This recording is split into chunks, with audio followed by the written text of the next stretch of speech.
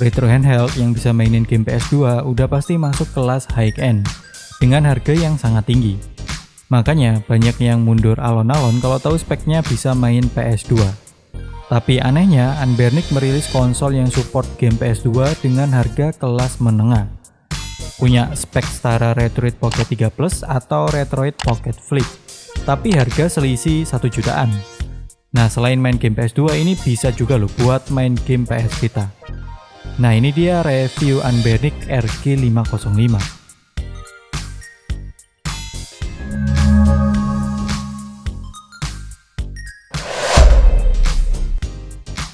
RG505 dibekali dengan chipset Unisoc Tiger T618, di mana chipset ini juga dipakai untuk mesin Retroid Pocket 3 Plus dan juga Retroid Pocket Flip, yang termasuk retro handheld high-end untuk saat ini.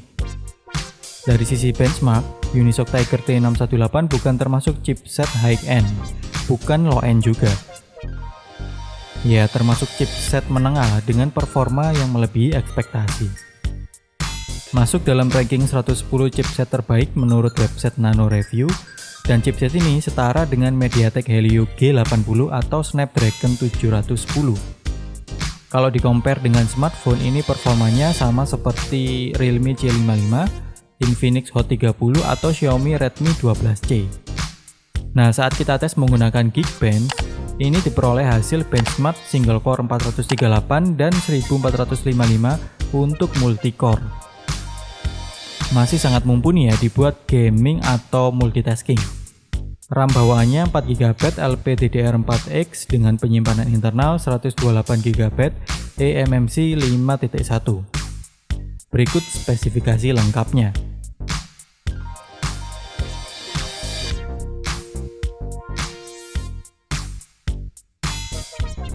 Kita dapat bonus memory card eksternal berupa microSD dengan kapasitas 128GB juga, di mana di dalamnya sudah terisi ratusan file game siap main.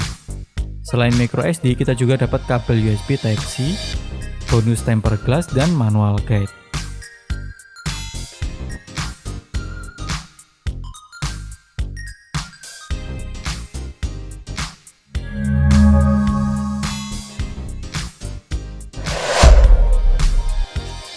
Konsol ini menggunakan satu operating system yaitu Android, bukan model dual OS seperti Anbernic RG353B atau sejenisnya. Jadi untuk menyalakan tinggal tekan tombol power selama 3 detik, otomatis booting ke sistem Android. Nah, ini dia tampilan beranda dari Anbernic RG505. Tampilannya serta model navigasi persis seperti smartphone. Ada banyak aplikasi emulator yang sudah pre-install di perangkat ini. Mulai dari emulator NES, Sega Mega Drive, sampai PS2 juga ada. Cukup banyak, jadi nggak perlu repot download atau install lagi. Kalau mau nambah aplikasi, bisa install lewat Play Store. Tenang aja, konsol ini sudah mendukung Google Account, jadi bebas install aplikasi apapun, termasuk game Android. Nah, saat pertama kali pakai, ada beberapa setup yang perlu dilakukan. Pertama, untuk microSD eksternalnya, saran saya lebih baik ganti pakai microSD yang baru. MicroSD bawaan ini kayaknya kurang meyakinkan, dan menurut pengalaman ini sering korup setelah beberapa minggu pemakaian. Lebih baik kalian backup dulu semua file game ke laptop, PC, atau smartphone juga boleh. Copy paste semua file termasuk foldernya. Tetap biarkan file game ada di dalam folder sesuai jenis platformnya. Nanti pindah semua game ke microSD yang baru, bisa juga pilih file game yang dibutuhkan saja. Misal game PS2, PSP, atau GameCube. Nanti menyesuaikan kapasitas microSD baru yang kalian pakai. Ingat ya, setiap copy game ke microSD baru, biasakan buat folder untuk mengelompokkan game sesuai platformnya. Lalu kedua, setup launcher atau front end untuk mode game. Masuk ke mode game caranya dengan tekan tombol yang ada di sisi kanan. Nah, di mode game ini tampilan antarmukanya cukup sederhana karena ini memang OS bawaan dari pabrik. Nah, untuk review kali ini saya tidak akan otak-atik OS sama sekali, jadi saya pakai stok OS atau OS bawaan dari pabrik. Nanti kita tes performa pakai OS bawaan ini seperti apa. Buat kalian yang masih pemula juga bisa mengikuti karena nggak perlu repot-repot upgrade OS. Pada mode game ini sudah terbagi beberapa kategori sesuai platform game masing-masing. Pilih salah satu platform, nanti masuk ke list game. Jika list gamenya belum muncul, kita tambahkan secara manual. Tekan tombol select, lalu pilih game setting. Tekan tombol plus untuk memilih folder tempat kalian menaruh file gamenya. Lalu klik start searching. Lalu pindah ke emulator setting, pilih aplikasi emulator yang akan dipakai. Jika aplikasi sebelumnya sudah terinstall, pasti otomatis akan terbaca di sini. Jika aplikasi belum muncul, kalian install dulu aplikasinya via Play Store. Berikut daftar aplikasi emulatornya.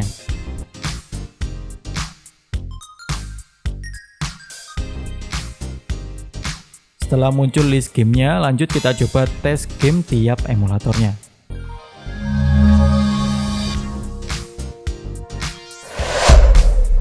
Oke, pertama kita coba dulu game retro generasi 8-bit sampai 16-bit. Seperti arcade, Sega Genesis, Super Nintendo, Game Boy, dan sejenisnya. Semua game retro ternyata berhasil dilibas tanpa pilih kasih.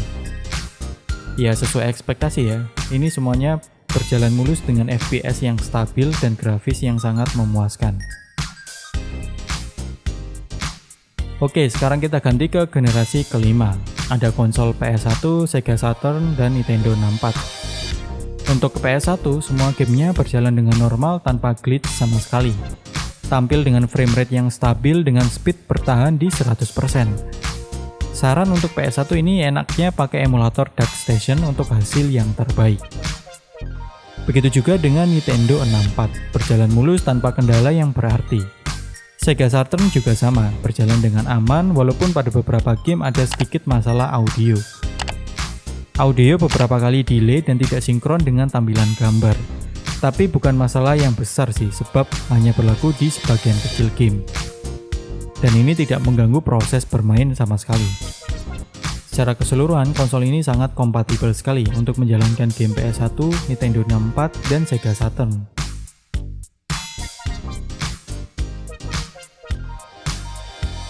Lanjut ke konsol generasi ke-6, ada Sega Dreamcast, PS2, dan Nintendo GameCube. Game Dreamcast bisa dimainkan dengan smooth di RG505 ini. Beberapa game populer dengan grafis cukup berat secara mengejutkan bisa berjalan smooth di konsol ini. Seperti game Crazy Taxi 2, ini bisa berjalan dengan sangat mulus. Bisa dibilang konsol ini memang sangat kompatibel dengan game-game dari Sega Dreamcast.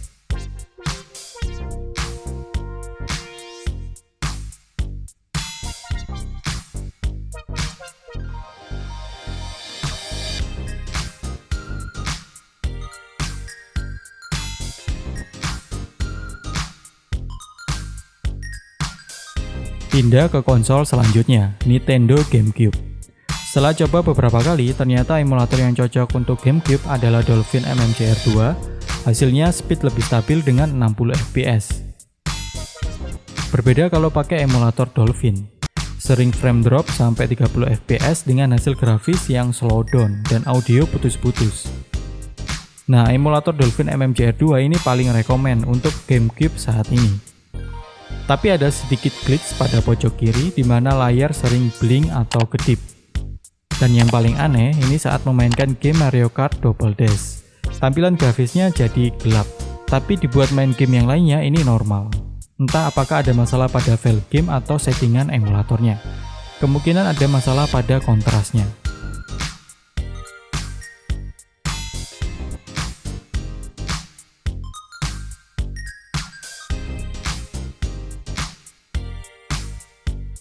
Lanjut kita tes game yang paling kalian tunggu, game dari konsol PS2.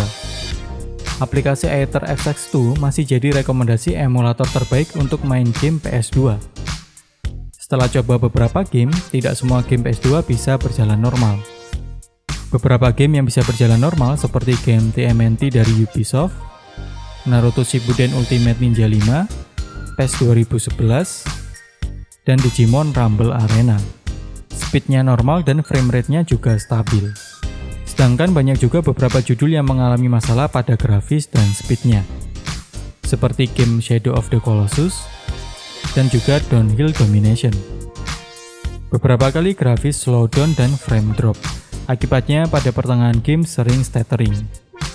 Walaupun akhirnya game bisa dimainkan sampai selesai, tapi masalah ini bisa mengganggu sih kenyamanan bermain. Ada satu lagi, yaitu masalah audio pada setiap game yang dimainkan.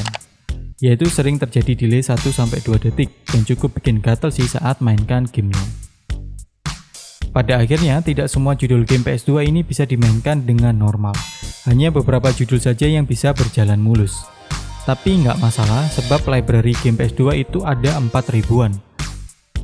Dari 4.000 pasti ada ratusan judul game yang masih bisa kita mainkan dengan mulus di konsol ini.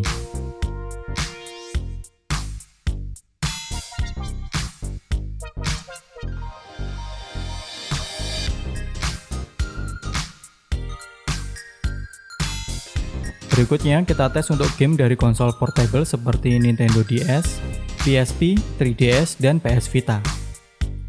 Nintendo DS dan PSP nggak perlu ditanya lagi ya, pastinya bisa dijalankan dengan super smooth di RG505. Drastic jadi aplikasi yang paling rekomen untuk emulator Nintendo DS. Simple dan mudah pengaturannya.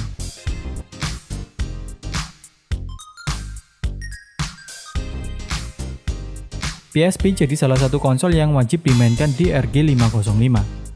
Dari semua game PSP yang saya mainkan, semuanya dapat dimainkan dengan sangat-sangat mulus.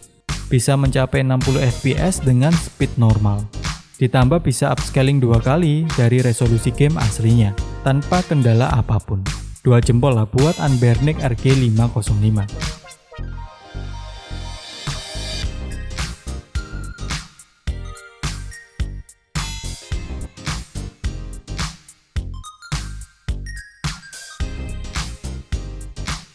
RG505 juga support main konsol PS Vita, pakai aplikasi Vita 3K. Coba main 4 game PS Vita dan hasilnya sangat memuaskan. Semua game bisa berjalan mulus di 50-60 fps.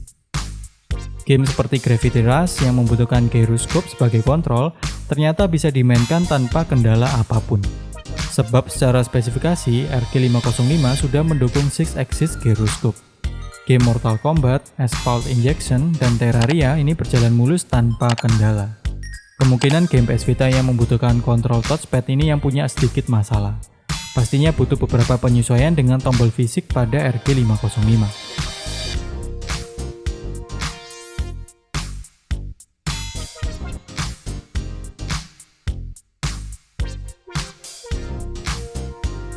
Sayangnya untuk game Nintendo 3DS ini tidak begitu lancar dimainkan.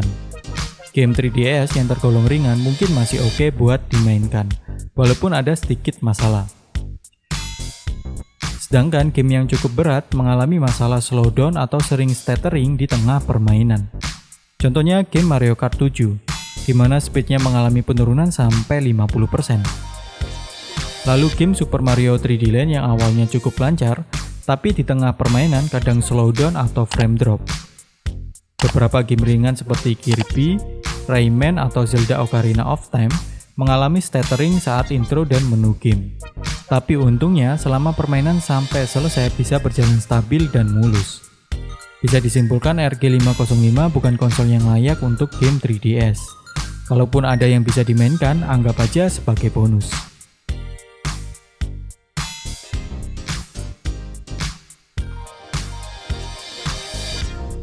Termasuk game dari konsol Nintendo Wii ini tidak semua berjalan lancar. Game seperti Mario Galaxy mengalami slowdown sejak intro awal sampai masuk menu game.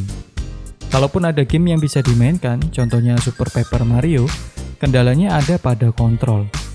Di mana Nintendo Wii ini menggunakan kombinasi kontrol Wiimote dan Nunchuk yang menyulitkan untuk remapping pada konsol genggam seperti RG505. Jadi walaupun berjalan lancar, ini masih terkendala dengan kontrol yang bikin pusing.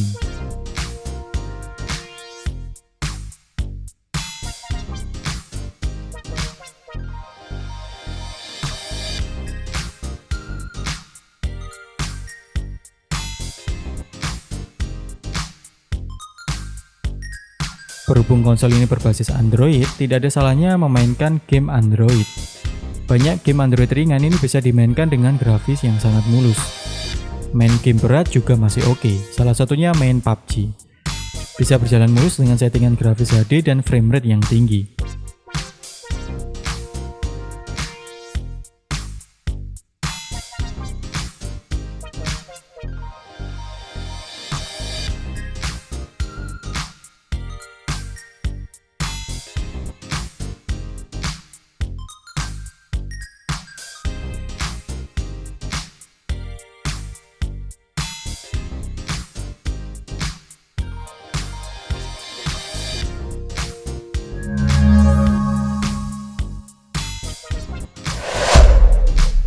Unit konsolnya punya bentuk yang cukup besar. Ukurannya ini lebih besar dibanding Retroid Pocket 3 atau PS Vita Fat. Dengan panjang 18,9 cm, lebar 11 cm, dan ketebalan 3,1 cm. Bodinya menggunakan material plastik dengan finishing tekstur doff. Ada 3 pilihan warna, kuning, abu-abu, dan hijau seperti unit yang kita pakai sekarang. Desain konsol ini menggunakan model landscape atau horizontal, dengan posisi layar di tengah dan tombol-tombol pengontrol di sisi kanan dan kiri. Lalu di bagian belakang diberi sentuhan lapisan karet yang sampai sekarang ini tidak terlalu berfungsi. Entah apa fungsinya. Sebagai support agar grip saat main game lebih nyaman, tapi ini peletakannya kurang pas dengan posisi jari. Sebagai anti-slip saat konsol ditaruh juga nggak terlalu berfungsi, sebab konsol portable ini justru lebih banyak dipegang daripada ditaruh. Jadi lebih enak kalau lapisan karetnya ditempatkan di sisi kanan atau kiri, biar feel saat grip jadi lebih empuk dan nyaman.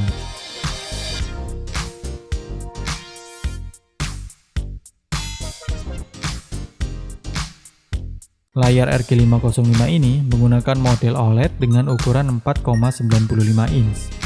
Sudah mendukung touchscreen dengan maksimal 10 sentuhan. Anbernic cukup berani ya dengan bermain di layar OLED.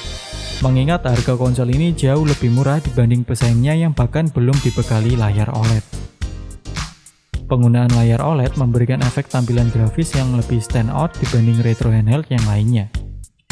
Tampilan gambar lebih bening, cerah, dan kualitas warna yang sangat bagus. Begitu juga dengan kualitas audionya. Output suaranya jelas dan cukup keras.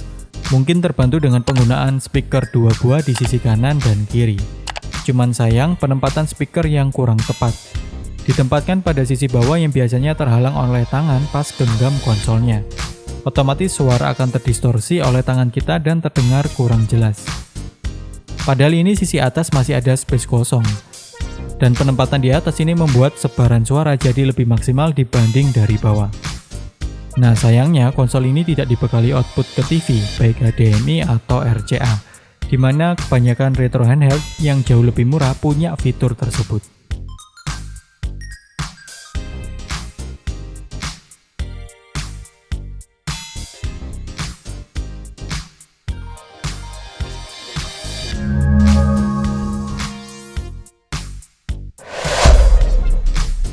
Secara keseluruhan tombolnya empuk, tactile, dan nyaman banget buat dipencet-pencet. Layout tombol menggunakan model PlayStation, di mana analog ditempatkan selevel di bagian bawah. Saya sendiri nggak ada masalah, mau layout PS atau Xbox bebas, tidak pengaruh terhadap game atau pemakaian. Tombol shoulder dan trigger ini ditempatkan selevel, dengan tombol trigger dibuat sedikit menonjol.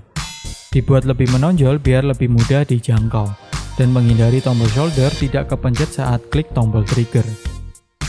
Saya sendiri tidak terlalu nyaman ya dengan penempatan tombol seperti ini. Lebih suka penempatan tombol seperti Retroid Pocket 3, di mana tombol trigger ada di bawah tombol shoulder. Tapi balik lagi ke selera masing-masing. Kelebihan penempatan seperti ini, jadi lebih mudah pas tekan tombol R1 dan R2 bersamaan. Apalagi pas game fighting saat keluarin special move. Tersedia tombol volume juga di sisi kiri, lalu sisi kanan ada tombol back dan tombol switch ke mode game. Sisi bawah ada tombol power dan satu slot micro SD. Bagian atas ada audio output 3,5 mm dan port USB Type-C untuk charging atau transfer data.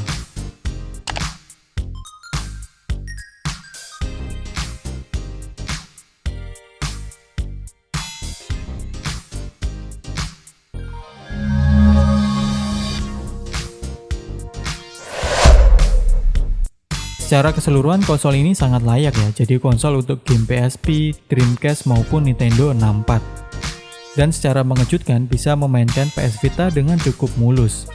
Cuman kita belum coba sih di banyak game PS Vita. Mungkin next video kita akan tes puluhan game PS Vita di RG505 untuk uji sejauh mana performa emulator PS Vitanya.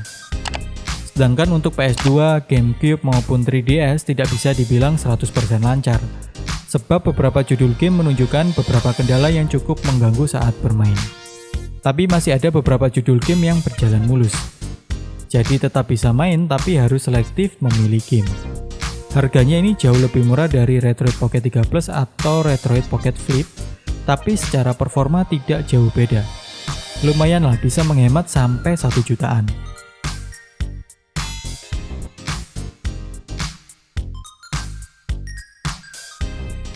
Nah, gimana boys kalau kalian disuruh milih mau RG505 atau Retroid Pocket 3 Plus? Atau malah yang lainnya? Oke boys, itu tadi review lengkap Anbernic RG505. Semoga bermanfaat, sampai jumpa di video berikutnya.